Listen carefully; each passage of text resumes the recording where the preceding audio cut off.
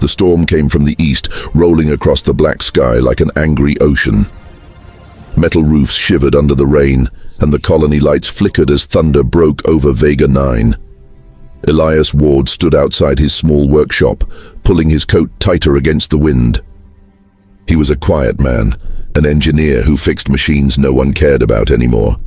The outpost was dying, too dry, too far, too forgotten. That was why the message on his screen surprised him. Shipment arriving. One human-approved companion. Payment confirmed. He hadn't ordered anything. At first he thought it was a mistake, but then he saw the seal. Official, from the Colonial Marriage Exchange. A mail-order bride program meant to help lonely humans find alien partners. Elias had heard rumors of it. Poor colonies needed emotional stability, they said. So they sold hope in boxes. The sound of landing thrusters shook the ground. A small transport drone descended through the rain and dropped a steel crate outside his door. It hissed open, white vapor spilling over the wet ground. Elias stepped closer and froze. Inside was a woman. Her skin was pale blue with faint silver lines running across it like lightning veins. Her wrists were bruised, her neck marked by a glowing collar. She looked terrified. For a moment, she didn't move. Then her lips parted, and she whispered something in a language he didn't understand. Elias swallowed hard. "Hey, it's okay. You're safe." Her eyes flicked up. They were bright violet, glowing faintly in the dark. She stared at him, then at the rain above, as if seeing it for the first time. Her hands shook when she tried to stand. He reached out carefully and helped her step out of the crate. She stumbled and nearly fell against him. Her body felt cold, fragile, and trembling. "What's your name?" he asked softly. She blinked, then said with difficulty, "Alyra." The voice was soft but cracked, like someone learning to speak again. He looked inside the crate. No luggage, no ID chip, no translator module. Just a single metal tag that read, "Property delivered. Do not return." The words made his chest tighten. Something about this felt wrong. He brought her inside, away from the storm. The workshop was small but warm. Old machines hummed softly, tools hung on the walls, and the smell of oil filled the air. Elias gave her a towel, some water, and a blanket. She looked around the room with cautious eyes, touching the wooden table as if it were something strange and beautiful. When she saw her reflection in the window, she froze. Her fingers brushed the bruises on her face. Then she turned to Elias. "They will come," she whispered. "They always come." He frowned. "Who will?" She didn't answer. Instead, she looked at the collar on her neck and tried to cover it with the blanket. The small light on it blinked slowly. Red, then blue, then red again. Elias walked to his desk and pulled up the shipment record. It showed nothing. No sender, no coordinates, no logs, just a single warning line. "Unauthorized interference will trigger protocol termination." He turned to Alyra. "Did they hurt you?" She lowered her eyes. "They called it discipline." For a long moment, neither of them spoke. The storm outside grew louder. He felt something heavy twist inside his chest, a mix of pity, fear, and anger. He didn't know what she had been through, but no one deserved to arrive like this. He made her a small bed near the heater and gave her his old jacket to keep warm. She looked at him with confusion, as if kindness itself was a language she couldn't understand. Before he turned off the lights, Elias said quietly, "You're safe here. I don't know what happened to you, but I'll figure it out." Alyra nodded slowly, then lay down, curling into herself. Outside, the thunder rolled again. In the darkness, the collar on her neck glowed faintly. And far away, in orbit above Vega 9, a satellite woke up and began to scan for her signal. The storm had only just begun. The rain stopped by morning, but the world outside still looked grey and empty. Inside the workshop, the air smelled of metal, dust, and warm circuits. Elias sat by the counter, sipping stale coffee, his eyes fixed on the strange woman sleeping near the heater. Alyra looked peaceful now, her bruises softer under the golden light, but there was something unusual about her skin. Fine silver lines glowed faintly with her breath, pulsing like veins of living light. Elias had seen alien physiology before, but never this kind. He turned on his scanner, the small handheld one he used for repairing machines. Quietly, he aimed it at her collar. The moment the beam touched the metal, the scanner sparked and died. "Damn," he muttered. Alyra's eyes opened instantly, sharp, glowing violet. "Don't do that again," she said, voice low and trembling. Elias froze. "I just wanted to help. That collar, it's not just a collar." She sat up slowly, clutching the blanket. "It listens. It remembers." "Remembers what?" She hesitated, then whispered, "Everything I say." A soft hum filled the room. The collar blinked red again, almost like it had heard her words. Elias stepped back, his heart pounding. "Who put that on you?" "The ones who call themselves peacekeepers," she said bitterly. "The Arkeith. They sell women like me to humans. They say it's to build bridges between our races, but bridges can also be traps." Her words sent a chill through him. "And they sent you here as a bride?" She nodded slowly. "A fake marriage to hide a crime. I was not supposed to survive the journey." Elias looked at her bruises again, the faint burns around her wrists, the strange shimmer in her eyes. She wasn't lying. He could feel it. She glanced at the broken scanner on the floor. "You shouldn't have done that," she said softly. "Now, they know where I am." "What do you mean, they know?" "The collar reacts to scans. It sends signals. It's how they track escaped subjects." Before Elias could respond, a low beep echoed from his desk. His comm screen lit up with a flashing message. "Warning. Unauthorized entity detected at Outpost 47. Return the asset or face termination." He felt his stomach drop. "Asset?" he whispered. Alyra stood, trembling, wrapping the blanket tighter. "They don't use names, only numbers." Elias ran a hand through his hair.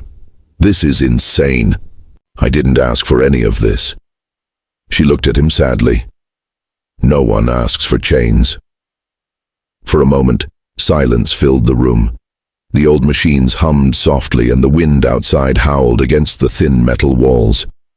Elias felt torn, between fear and something else. Something like responsibility. "What happens if I don't give you back?" he asked. Her answer came like a whisper.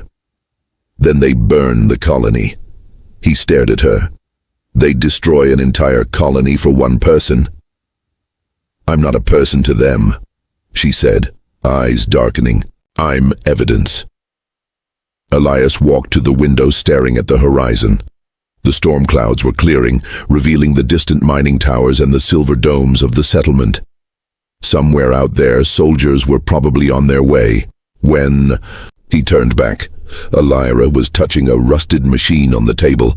Her fingers left faint trails of light on the surface. "You fix things," she said softly. "But you can't fix me." He frowned. "Don't be so sure." Her lips curved slightly, almost a smile. But then the collar beeped sharply, red light flashing faster. She gasped in pain, clutching her neck. Elias rushed forward and grabbed a wrench, trying to pry the device loose. The collar emitted a high-pitched scream. Lights flickered, and every tool in the workshop sparked. Then, silence. Alyra fell into his arms, shaking. The collar light dimmed but didn't die. When her eyes opened again, they glowed brighter than before. "It's awake now," she whispered weakly, "and it won't stop until I'm gone." Outside, the clouds parted, revealing something vast in the sky. A dark shape moving slowly through the upper atmosphere. Elias stared upward, his voice barely a breath. "They're already here." The next night came without stars.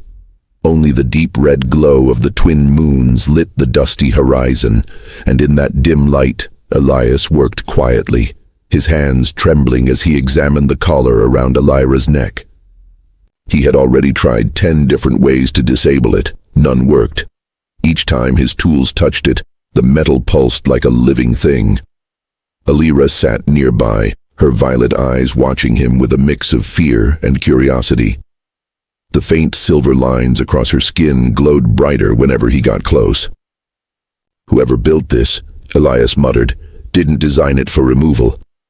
She smiled weakly. "No, they designed it for obedience." Elias looked up at her. "You talk like you know them." "I do." Her voice was calm, but distant. "Because I used to be one of them." That sentence made him freeze. "You mean Arketh?" She nodded. "I was not a slave when I was born. I was a diplomat's daughter. My father helped write the first peace treaty between humans and my people. He believed we could live together, but peace has enemies." Elias leaned forward, eyes narrowing. "Go on." Her fingers brushed the metal collar. "I found something I shouldn't have, a document hidden in the diplomatic archives. It talked about an experiment called Project Nest. The humans were told it was a medical exchange, an effort to share technology for healing. But it was not healing. It was weapon testing. They were trying to merge Arketh biology with human soldiers." Elias frowned deeply. "That's impossible. The species are too different." "They made it possible," she said, voice shaking. "And I was the proof. I stopped the project by stealing the data. They caught me before I could give it to my father. They erased my identity, marked me as a traitor, and sold me through the colony program." Elias stared at her, his mind spinning. "So the collar, it's not just a tracker." "No," she said. "It's a vault. The data I stole is inside it, locked, encrypted into my body's biocircuitry." He stepped back slowly, realization dawning. "Then the reason they want you back is because I carry their greatest secret," she finished softly. The wind howled outside. The power lights flickered again. Elias felt the air shift, as if the world itself was listening. "What kind of weapon are we talking about?" he asked quietly. Her answer came after a long silence. "A thought weapon. A machine that turns empathy into control. It can rewrite emotions, erase guilt, reshape loyalty. With it, one mind can rule millions." Elias felt cold. "And it's inside you?" Alyra nodded. "They thought I could carry it safely. They were wrong. The longer it stays in me, the more it wakes up." Her skin shimmered faintly again, the silver lines pulsing like slow lightning. "It feeds on emotion," she whispered. "Fear makes it stronger." Elias exhaled. "Then we need to find a way to take it out before they get here." "You can't," she said firmly. "If you try, it will kill me. And if I die, the vault opens." He ran a hand through his hair, pacing the floor. "So either I lose you, or we lose everything." Alyra gave a small, sad smile. "That's why they made me a bride. They wanted me to disappear quietly, to die in someone's home, far from questions."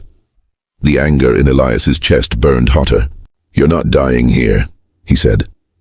A sudden sound broke the moment, a low, rhythmic hum from the sky. The ground trembled. Alyra's eyes widened. "They found me." Elias rushed to the window.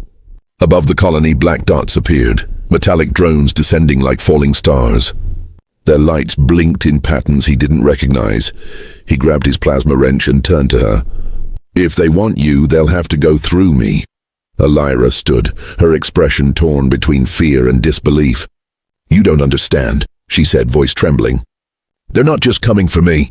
They're coming for everyone." Outside, lightning flashed again, only this time it wasn't from the storm. It was from the ships breaking through the clouds. The war she had run from had just arrived at his door. The night sky burned. Lines of red light streaked across the heavens as the Arketh drones descended through the storm clouds, humming like a chorus of metal wasps. Vega 9 sirens wailed across the colony. People ran for cover, shouting, panicking, as warning beacons flashed across rooftops. Inside the workshop, Elias slammed the door shut and sealed the locks. "They've breached orbit," he muttered, checking the radar screen. "Too many signals to count." Alyra stood beside the window, trembling. The violet glow of her eyes reflected the chaos outside. "They won't stop until they find me." Elias grabbed his toolkit, heart racing. "Then we don't give them the chance." He pulled a small power core from the wall, a generator he had modified long ago. "This can mask heat signatures for a while. Maybe enough to hide you." She looked at him, worry flickering across her face. "They'll still sense my collar." "It's broadcasting." He froze. "Broadcasting what?" "Everything," she said softly. "My heartbeat, my thoughts, even my fear." The collar pulsed again, red and blue, faster now, like a heartbeat out of control. The lights in the workshop dimmed, then flared bright white. Machines began to buzz, screens flickered, and Elias's tools levitated slightly off the table. Alyra cried out, clutching her neck. "It's waking!" Elias rushed to her side, gripping her shoulders. "Stay with me." Her veins glowed silver, her skin lit with threads of light. The air vibrated around her. Elias felt his teeth ache from the pressure. He looked down and saw his own tools melting under the invisible force pouring from her body. The collar's light turned pure white. And then, silence. Outside, all the drones stopped mid-air. The sirens went dead. Even the rain paused, frozen in time. Elias barely whispered, "What did you do?" Alyra's voice came out layered, as if two beings spoke through her. "I didn't do this." "It did." A cold chill crept down his spine. "You mean the weapon?"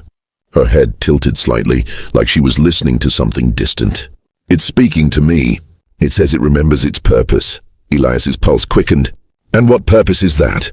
Her eyes turned brighter than ever. "To protect its host. To eliminate threats." The workshop lights exploded. Windows shattered outward as an invisible shockwave rippled through the colony. Elias threw himself over Alyra, shielding her from the flying debris. When the air finally settled, the entire colony was dark. Then came the sound, a deep, mechanical roar from the skies. Elias stumbled to the door and looked up.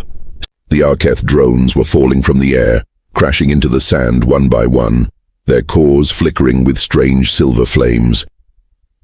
Alyra rose to her feet, unsteady but alive.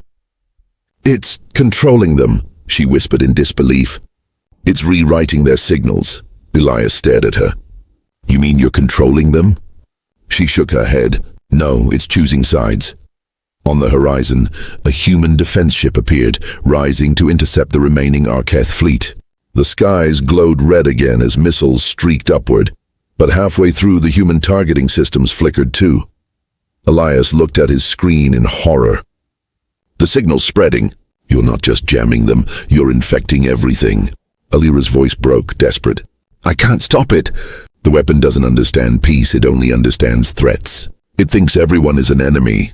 The ground trembled. A shockwave of silver light burst outward from her body, racing across the colony. Buildings cracked, engines died, and humans fell to their knees, clutching their heads. Elias's vision blurred, his mind echoing with faint whispers in an alien tongue.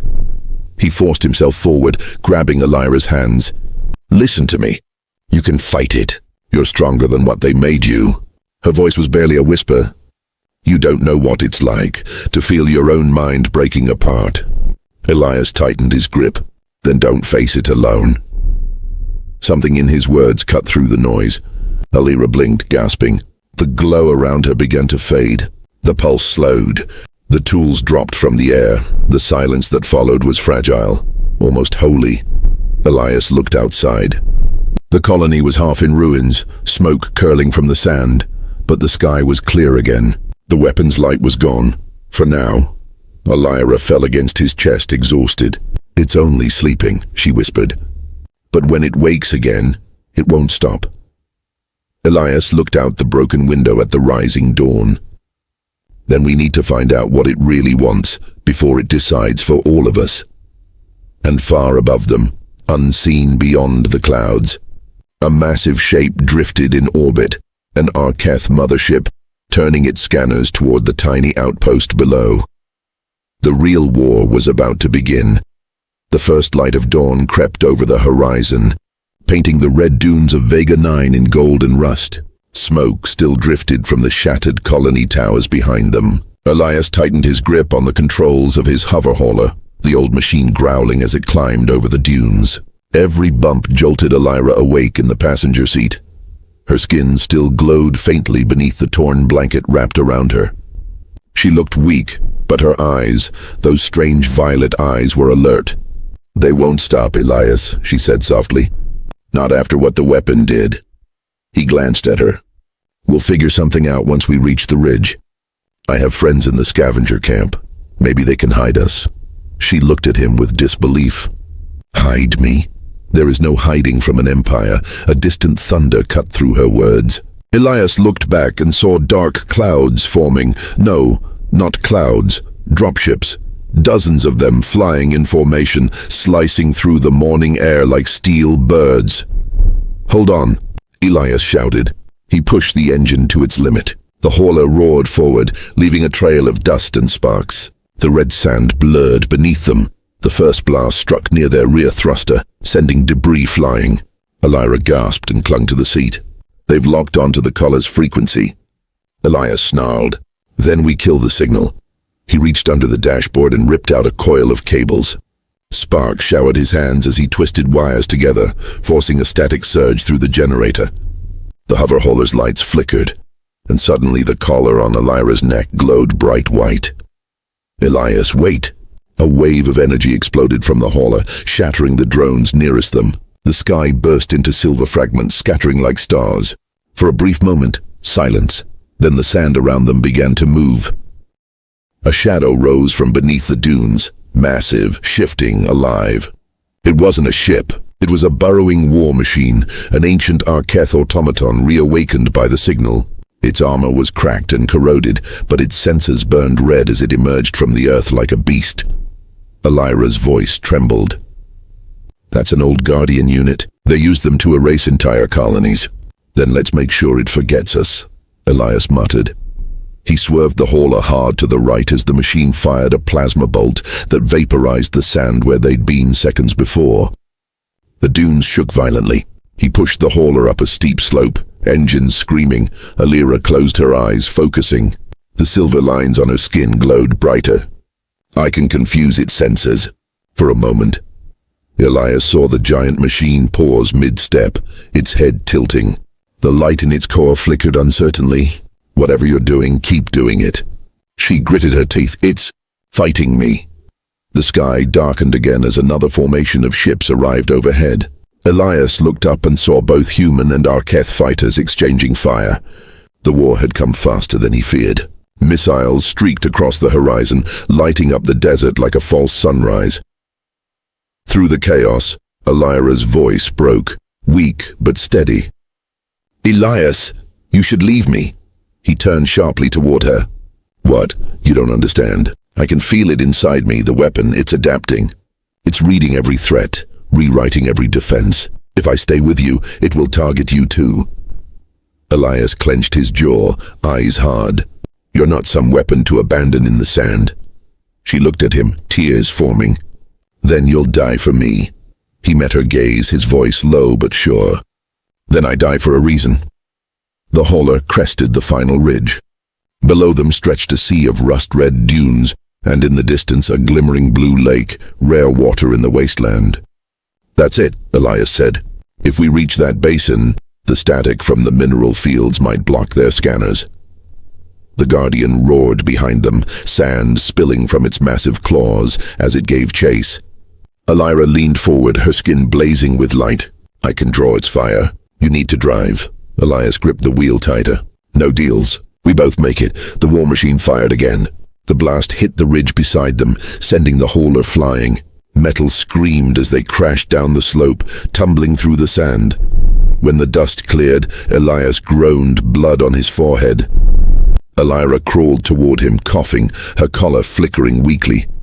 Above them, the Guardian's shadow loomed, charging its core for the final shot.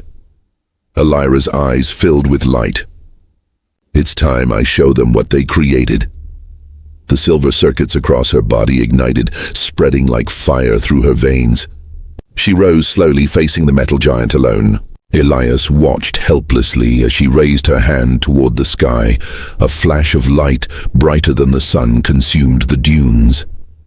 When the dust settled, the Guardian was gone, reduced to molten glass. Alyra collapsed into Elias's arms, unconscious. Her collar was cracked open, its red light now pulsing faintly. Elias looked down at her, heart racing. "You just started another war," he whispered. In the distance, both human and Arkeith fleets began to descend, drawn by the same signal that now pulsed from her broken collar. The chase was over. The real hunt had begun. The desert had turned to glass. Where the Guardian once stood, only a crater of smoking crystal remained, still glowing faintly in the dawn light. Elias stood at the edge, the wind howling around him, his heart pounding as he stared at Alyra lying unconscious in his arms. Her skin no longer shimmered gently. It blazed, threads of silver light running like molten veins across her body. He whispered, "Come on. Wake up!" Her eyes fluttered open, glowing brighter than ever. "Elias," she breathed weakly, "it's spreading again." "The signal, it's calling to both sides." Elias looked up. Above them, the sky was split in two. On one side, the grey hulls of the human fleet glinting in orbit. On the other, the black wings of the Arkeith armada, sharp and silent like vultures in formation. Between them, right above Vega 9, hung a sphere of pulsating light. Alyra struggled to her feet, clutching her head. "That light, it's me. The weapon is projecting through my mind." Elias steadied her, then shut it down before they kill each other. "I can't." She pressed her hands to her temples, gasping. "It's reading every fear, every hatred. It's feeding on it. It sees both sides as the same, and it wants to erase the noise." He stared at her. "Erase the noise? You mean silence all conflict?" She finished, voice breaking. "By silencing everything alive." A beam of red light shot from the clouds. The first strike, human and Arkeith ships opened fire simultaneously, missiles streaking across the sky. The horizon burned in every direction. Elias grabbed her hand. "We're leaving now." They ran through the dunes toward the wrecked hauler. Explosions flashed above them like a storm of fire. Sand rained down from the shockwaves. Elias slammed his hand on the engine hatch, forcing it open. "It'll barely fly," he said, "but it's all we've got." Alyra's voice trembled. "Even if we escape, the signal goes with me. It's bound to my heart rate. The more I live, the more it spreads." He stopped, looking at her in disbelief. "So what are you saying?" She met his eyes, tears glinting in the violet glow. "If I die, it ends." Elias felt his stomach twist. "No, I didn't drag you through hell just to watch you die here." She smiled faintly, sad and soft. "You humans always think love means saving someone. Sometimes it means letting them go." Before he could respond, the ground shook again, an impact so strong it threw them both down. A massive ship had landed nearby, its hull marked with both human and Arkeith symbols. Soldiers spilled out on both sides, guns raised, shouting orders. For the first time, humans and aliens stood together, united only by confusion and fear. At the center of it all, Alyra's collar began to hum. The broken pieces shifted, reforming themselves, floating slightly above her neck. The weapon was awakening for the final time. Elias stepped in front of her, raising his hands. "Listen to me," he shouted at the soldiers. "You're being manipulated. It's not her, it's the signal. It's controlling you." But no one listened. Fingers tightened on triggers. Alyra's breathing quickened. The air around her shimmered as the light spread from her body, painting the sand silver. "Elias, and it's too late." He turned to her, desperate. "No, it isn't. You can fight it. You said it feeds on fear. Then don't give it any." She looked into his eyes, tears falling like sparks. "Then stay close. I want it to see something stronger." She closed her eyes and the desert filled with light. The soldiers froze mid-step. The weapons dissolved into mist. The sound of explosions faded into a deep hum, like a heartbeat shared by the planet itself. Within that silence, Elias saw flashes, memories not his own. He saw Alyra's childhood on a silver city above the clouds. Her father's voice, her betrayal, her pain. Then his own, his lonely nights on Vega 9, his grief, his empty hands before she arrived. The weapon hesitated. The light flickered, Alyra whispered, "It's learning." The sky shifted, the ship stopped firing. For the first time, the two fleets hovered in stillness. No war, no sound, only the pulse of her light reaching every mind in orbit. Then her knees buckled. Elias caught her before she hit the ground. Her glow was fading, her breathing shallow. "I stopped it," she whispered. "But not for long. It will try again. Promise me, you'll finish what I started." Elias held her close, his voice cracking. "I promise." As her eyes dimmed, the sky began to clear. The fleet slowly retreated, confusion spreading across the channels. The world below was scarred, but alive. Elias laid her gently on the glassed sand. "You did it, Alyra," he said softly. She smiled one last time. "No, Elias, we did." And then, with one final breath, the light in her chest faded, leaving behind only the faint hum of the weapon, now silent for the first time. Above them, the sky of Vega 9 turned blue again.